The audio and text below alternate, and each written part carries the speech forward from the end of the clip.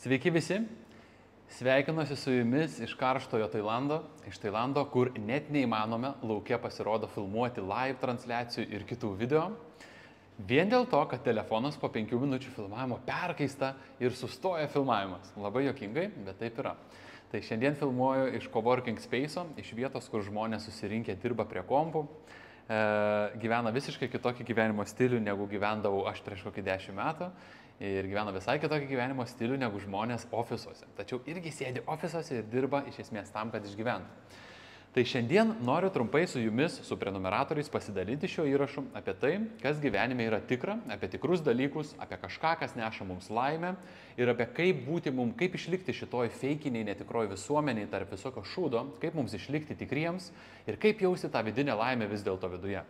Tai praeitą kartą dariau įrašą irgi apie tikrumą ir apie tai, kad mes nebemokam bendrauti, apie tai, kad reikia atverti savo širdį ir panašiai. Tai sulaukiu nemažai klausimų privačiai ir komentaruose, į kuriuos irgi pasistengsiu šitam video atsakyti.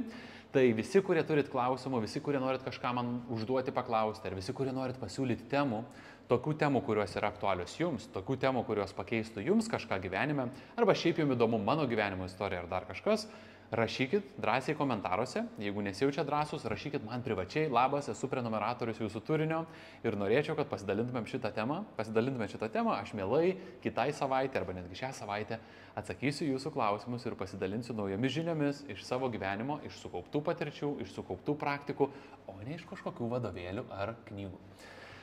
Tai apie tą tikrumą. Tie, kas stebit mane Instagram'e ir Facebook'e, turbūt jau matėt, kad pastaruoju metu pakankamai nemažai turinio keliu apie tai, koks šūdinas ir feikinis yra šitas mūsų pasaulis. Kiek netikrumo mes turim savyje, kiek turim apsitepti ant savęs špakliaus, kad įrodytumėm, jog esam geri. Kiek turim aplink draugų, kurie susidėjo papus, kiek turim draugų, kurie nusipirko kažkokią brangią mašiną vien tam, kad kažkam įrodyti, žiūrėk, koks aš geras. Kiek turim draugų, kurie išvaro į kelionę ir kelia kelionių nuotraukas, kiekvieną dieną 50 nuotraukų parodyti, kad žiūrėk, aš geresnė, mūsų šeima geresnė, mes išvykom į kelionę ir štai mes galim savo tai leisti vieną kartą per metus, nors iš tikro mes visiškai nežinom, ką tie žmonės iš tikrųjų vakare veikia. Gal jie verkia į pagalvę, kūkčiodami su ašarom, nes yra iš tikro nelaimingi ir tik jų išorė rodo, kad jiem labai fainai, o viduje iš tikro labai daug skausmo. Iš tikro dažnu atveju taip ir yra. Tai ką daryti, kad taip nebūtų? Visų pirma, suprasti, kad mes esam jau geri. Aš esu geras, aš esu vertas. Aš esu tvirtas, aš turiu aukštą savivertę ir pasitikėjimą savim. Tai aukšta savivertė, pasitikėjimas savim ir meilė savo yra 3 kertiniai dalykai, be kurių mes gyvenime jokioje sferoje neprasiversim. Jeigu aš nepasitikiu savim, aš niekaip negalėsiu sukurti gero ryšio su kitais žmonėmis. Jeigu aš nepasitikiu savimi arba nemyliu savęs, aš visada leisiuos būti žeminamas, visada bandysiu kažkam įrodyti per išorę, jog aš esu geras. Visada per išorę bandysiu atkreipti kitų žmonių dėmesį ir pasiekti laimę per išorę. Tačiau laimės, kaip žinom, išorėje nėra. Aš pažadu tau, kad jos nėra. Visa laimė viduje. Tai kai mes viduje jaučiame stiprus, kai aš jaučiuosi vertas šito gyvenimo, kai aš jaučiuosi vertas, man nebesvarbu. Aš dabar sėdžiu su paprasta maikė už turbūt 5 ar 10 eurų, aš sėdžiu su paprastai šortais už 4 eurus ir sėdžiu paprastoj lokacijoje, man visiškai nereikia tau parodyti, jog aš wow, su jachta galiu plaukti. Aš galiu plaukti su jachta, bet man to nebereikia, nes viduje aš savo jau patvirtinau, jog aš esu geras. Tai mes neturim niekam nieko įrodyti. Vienintelis žmogus, kuriam kažką turim įrodyti, esame mes patys. Todėl stengiamės būti tikrais savimi, nes kaip ir kalbėjau praeitą kartą apie tai, kad mes nebemokam bendrauti, feikinam kažką, apgaudinėjam patys save ir kitus, iš tikrųjų yra labai paprasta. Jeigu aš bandysiu tau įtikti, jeigu aš dabar tau bandysiu pasakoti tai, ką tu, fainai Tomas pasakoja, aš įtiksiu tau ir aš būsiu netikras. Dėl to aš pasakoju tai, ką aš iš tikro jaučiu viduje. Ir netgi jeigu tu manęs nemėgsi, netgi jeigu sakysi, ne, tu čia kalbi nesąmonės, aš vis tiek nekeisiu to, ką aš pasakoju, vien dėl to, kad aš noriu būti tikras savimi, aš noriu būti tikras ir aš nebandau įtikti kitiems žmonėms. Kai aš susitinku žmonės, draugus, pažįstamus arba draugus, kurie dar būsimi draugai ir nėra mano draugai, dalis jų tikrai manęs nemėgsta už mano atvirumą ir nuoširdumą. Dėl to, kad aš sakau tiesiai akis tai, ką aš galvoju. Ir kiti žmonės sako, jog, oi Tomai, tu esi mandras naglas ir tu čia nebijai pasakyti, bet tu čia gali skaudinti. Tiesą sakant, man nesvarbu.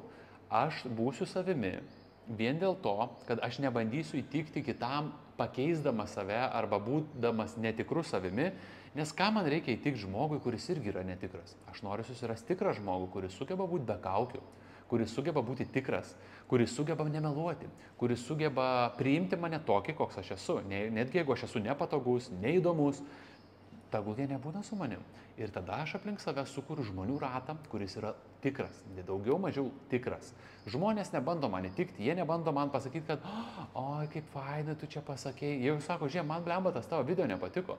Ei, Tomai, žiūrėk, tu čia ką sakai, man atrodo čia negerai. Jie nebijo man to pasakyti, nes jie žino, kad jie atstovės už save, o aš atstovėsiu už save. Ir mes galim turėti visi skirtingas nuomonės, mes galim turėti skirtingus įsitikinimus, skirtingas pažiūras, tačiau mes visi galim išlikti savimi, neišduodami savęs. Nes kai tik išduodam save ir bandom kažkam įtikti, mes įtikinėjom kitą žmogų, kad aš esu geresnis negu esu. Tada tas kitas žmogus bando įtikti mums, jis bando parodyti, koks jis geras, nors iš tikrųjų taip gal nėra. Ir du tokie netikri žmonės tarpusavį bendrauja. Ir tas bendravimas va toks tada ir gaunasi, toks netikras. Tai va apie tą tikrumą. Nusimkim kaukes ir bendraukim, būkim tokie, kokie esame. Paimkim kokį paprastą pavyzdį. Įsivaizduok. Eini į darbą ir yra tavo darbdavys. Ir dabar paimkim iš darbdavio pozicijos. Jis mato tave ir tu bandai jam sulysti subinę be muilo. Tu bandai jam įtikti. Tu bandai darbdaviui parodyti, oi, kokia aš gera, ar koks aš geras, aš dirbsiu, viską padarysiu, kad įgaučiau algą. Aš esu pats turėjęs darbuotojų, aš žinau, kaip tai veikia. Aš tokių darbininkų, aš juos priimdavau ir jie dirbdavo. Ir jie mokėdavo pačius mažiausius atlyginimus tik dėl to, kad jie nėra verti gauti daugiau. Nes jie bando įtikti ir mes suvokiam, kad jie niekur kitur neras darbo, nes jie nepasitikė savim ir jie dirbs už tiek, kiek mes jie mokam. Grubu, bet toks pasaulis. Tai yra rinkos ekonomika. Ir jeigu žmogus būdavo toks, kuris atstovėdavo už save, kuris sugebėdavo pasakyti, klausykit. Aš nesutinku, aš manau, kad yra taip, gal galėtumėm apie tai padiskutuoti. Aš jokių būdų niekada nepykdavau. Ir normalus darbdavys, normalus šefas, normalus bosas niekada už tai nepyks. Jis sakys, okei, išklausysiu, pasakyk, ką tu manai. Ir jeigu jūs argumentuotai aiškiai išsakysit, kodėl jūs nori didesnio atlyginimo, kodėl tu nori geresnių sąlygų, kodėl tu su kažkuo nesutinki, arba tau gal per daug krūvio, toks darbdavys dar labiau pradės tave gerbti. Jei kiti sako, oi, mane išmes iš darbo, tai jeigu jūs esat neverti to darbo, jūs išmes iš darbo. Bet jeigu jūs vertit geresnio, jūs susirasit geresnį darbą. Todėl visada atstovėk už save ir visada būk savim, su kuo tu bebūtų. Tada netgi žmonės, kurie tu manai, jog yra aukščiau tavęs, tavo darbdaviai, kažkas, nuo ko tu priklausai šitam gyvenime, tave dar labiau pradės gerbti, jeigu tu pats ar pati gerbsi save. Nes tol, kol mes savęs negerbiam, negerbs mūsų ir kiti. Tol, kol patys save leidžiam žeminti ir kiti mus žemins. Todėl labai atkreip dėmesį tai, kaip tu pats elgiesi su savim. Kaip tu save vertini, savivertę, kaip tu savim pasitiki, pasitikėjimą savim ir kaip tu myli save, meilė savo. Jeigu visi šitie trys dalykai tavyje subalansuoti, voila, kiekvienam žmogui galėsi pasakyti, ką galvoji, ką veiki, ką nori ir panašiai. O aš noriu atsigerti, gal čia atsigersiu ir žmonės pagalvos, kad aš čia kažkaip, noriu atsigerti, aš ir atsigeriu. Būkim tikri. Su to nuoširdumu mes galim pritraukti kitus nuoširdžių žmonės ir turėti aplink nuoširdžių. Taigi, turim klausimą šitą temą. Esu pasižymėjęs, viena moteris paklausė tokį klausimą iš praeito įrašo. Labai įdomu buvo klausyti šį įrašą, kaip tik aktuali tema. Mano dukrai 12 metų. Ar paaugliams tie patys principai veikia? Ar irgi jie turėtų bendrauti atvirą širdimi? Ir taip ir ne. Iš tikrųjų tai taip, būtų labai faina, jeigu tas paauglys mokytųsi iš jūsų. Jeigu paauglys mokytųsi iš tavęs, mama ar tėti, būti atviru. Jeigu jie mato blogą pavyzdį, tiksliau, jeigu mato, kaip mama pastoviai meluoja savo, pavyzdžiui, dirba nemėgstamą darbą, daro tai, ko nemėgsta, daro kažką, ką gyvenime reikia daryti per kančią, per nemalonumą, per skausmą ir dukra perims iš tavęs tokį elgesį ir tokiu būdu tiesiog dukra kopijuodama tavo elgesį irgi bus nelaiminga. Tai jeigu tu nori, kad dukra elgtųsi kitaip ir būtų laiminga, parodyk savo atvirą širdį, parodyk savo pažeidžiamumą, parodyk, kad tu esi tikras ar tikra ir tavo dukra perims šitą elgesį, jeigu nuolat tai darys. Tol, kol mes feikinam, tol, kol mes netikri ir vaikai perima iš mūsų tą patį. Dabar kaip tiem vaikam elgtis? Visų pirma, jie vis tiek mokosi iš mūsų, iš mokyklos, bet daug mes galim kaip tėvai perduoti vaikams. Tai jeigu mes perduosim tinkamą poziciją, tinkamas, stiprus tėtis ar tinkama mama aiškiai išparodys, kaip į savim pasitikė, kaip save reikia mylėti, kaip reikia save atstovėti ir vaikas to išmoks. Jeigu vaikas nematė tokio pavyzdžio, jis bandys prisitaikyti ir bus prisitaikėliškas mokykloje. Jeigu vaikas atvirai mokykloje išsakys, kaip jaučiasi visai klasiai, aišku, kad klasė juoksis iš jo, aišku, kad bulins, naujas terminas turbūt, aišku, kad tyčiosis iš jo ir bus smurto kažkokio tai emocinio. Žinoma, mes neturime atsistoti prieš minį ir sakyti, klausyk, aš jaučiuosi dabar psichologiniai duobėjai, man labai blogai, nes mano tėvai mane užkniso ir man viskas blogai, aš noriu išvažiuoti iš čia, man labai bloga situacija, man reikia psichologinės pagalbos. Žinoma, kad juoksis vaikai yra žiaurūs. Taip nereiktų sakyti visai klasiai. Tačiau tikrai draugiai, kur yra tos mergaitės draugė, mamai, psichologui, draugams, mes turėtumėm kalbėti viską atvirai. Jokių būdų mes negalim kažko uždaryti ar slėpti savyje. Trumpai pasidalinsiu, kas grėsia iš to. Jogoje yra čakros. Nepasakosiu apie tai plačiai. Jeigu įdomu apie čakras, parašyk, pasidalinsiu labai plačiai kokį nors atskirą video valandos, nes tai yra labai aktuali plati tema, nežinau, ar ne per sudėtinga, tai kaip norit, nuo jūsų priklauso. Tai va čia yra višudra čakra. Kitaip tariant, 5 čakra arba energetinis centras. Kad neimt labai ezoteriškai, gal aš paimsiu iš mokslinės, medicininės, endokrininės pusės. Endokrininė sistema mūsų organizme tai yra belatakių liaukų sistema. Mediciniškai tos liaukos gamina tam tikrus hormonus. Šita liauka yra mūsų skydliaukė, o skydliaukė gamina tiroksiną pagrindę. Tiroksinas ir kiti gaminami čia hormonai reguliuoja mūsų medžiagų apykaitą. Ir yra atsakingi už va šitos, sakykime, gerklės čakros, višudra čakros arba už skydliaukės liaukos veiklą.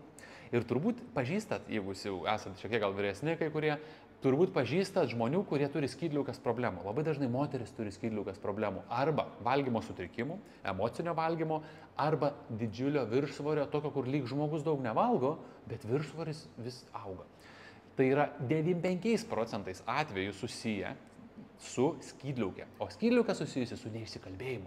Jeigu mes neišsikalbam, va iš čia neišreiškiam savęs, įsivaizduoju, gal esi atsiminę situaciją, kai nori kažką pasakyti, bet negali, nes bus blogai ir panašiai, ir tu jauti tarsi gumulą gerklėje. Tai va tas gumulas yra ligų pradžia. Tie nuolatiniai gumulai jaučiami gerklėje, kai mes negalim kažko iš savęs išsakyti, kažką pasakyti, ką jaučiam ir galvojam, nes bijom ir bus blogai ar kažką. Mes kaupiam savyje ligas, mes kaupiam savyje sutrikimus. Ir vienas iš tų sutrikimų dėl neišsikalbėjimo yra skydliaukės problemos, striuma vadinasi ar dar kažkaip. Tai žodžiu, jeigu norit nesusivaryti savo skydliaukės, įsikalbėkit viską, ką galvojat. Pasiųskit nahui žmonės, kurie verti pasiuntimo nahui. Nes jeigu pasiuntė karinį laivą ten kažkas, galim pasiųsti ir mes.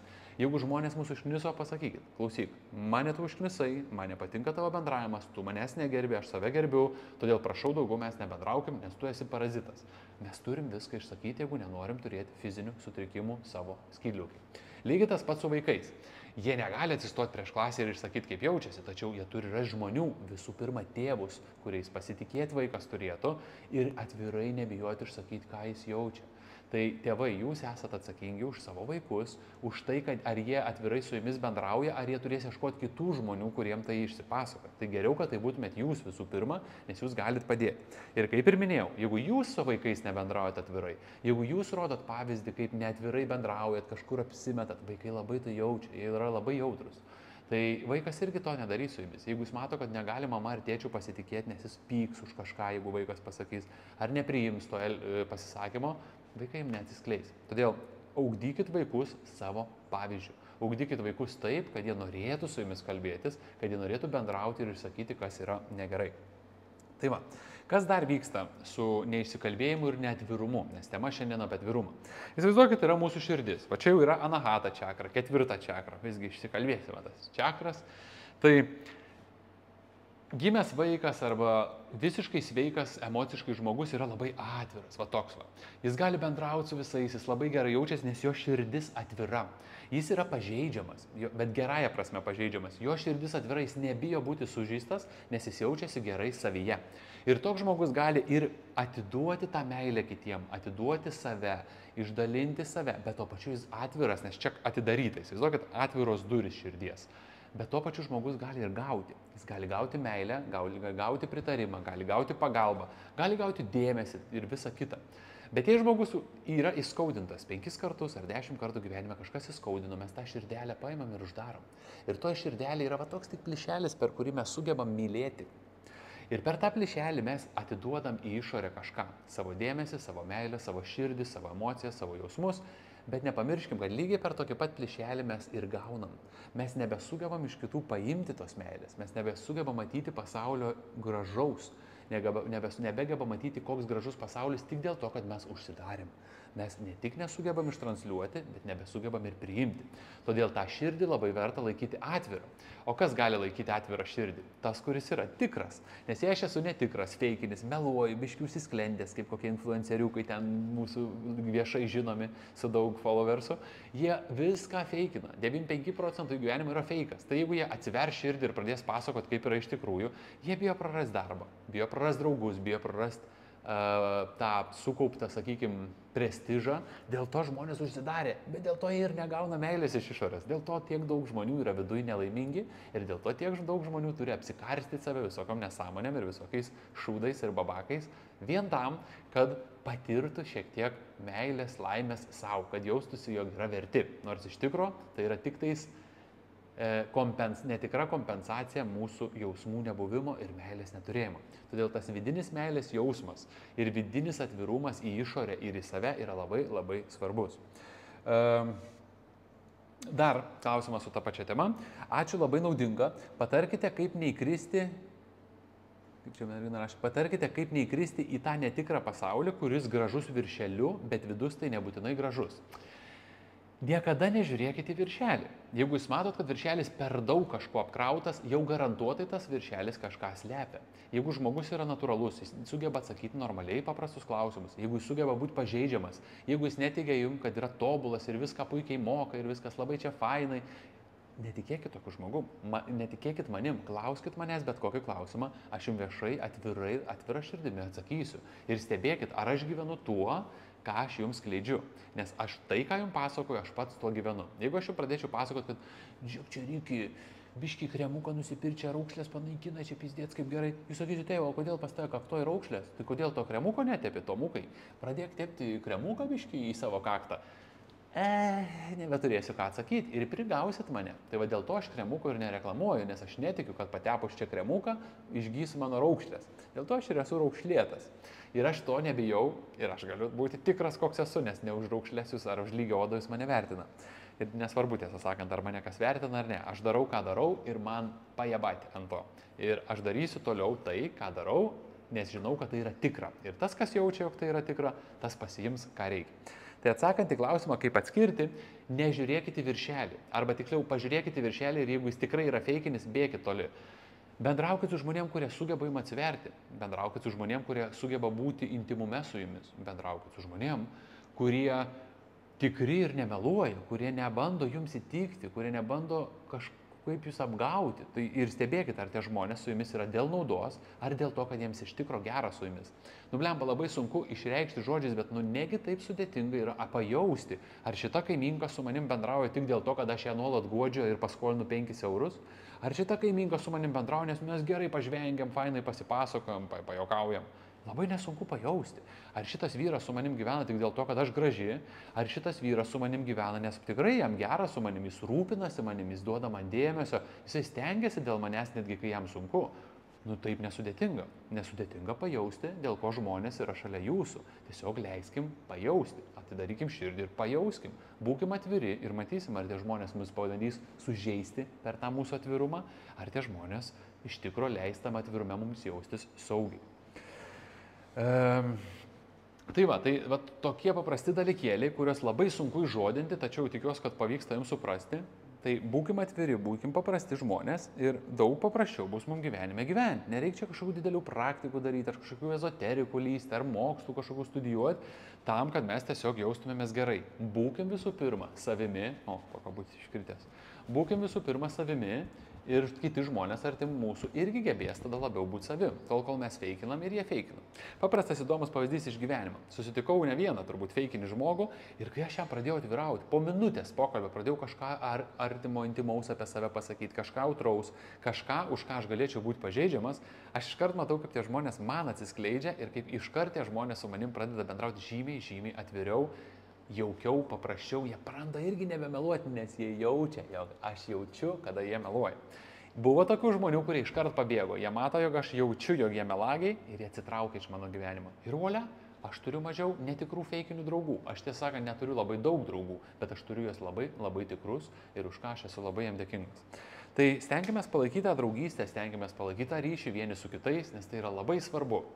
Dar labai svarbu, kad esate šitoj bendruomenėje ir labai svarbu, kad aš galiu su jumis dalintis, tik labai svarbu, labai prašau tavęs dabar iškart po šito video parašyti komentarus arba parašyti man privačiai, ko norėtum iš šitos bendruomenės, kokių temų norėtum iš šitos bendruomenės ir ką plačiau aš galėčiau pasidalinti su jumis. Nes aš dabar dalinuosi tai, kas man atrodo labai svarbu ir rūpima, tačiau gal kažkas yra svarbaus ir tau. Tai būtinai užduok klausimus ir pasistengsiu beveik visus juos atsakyti.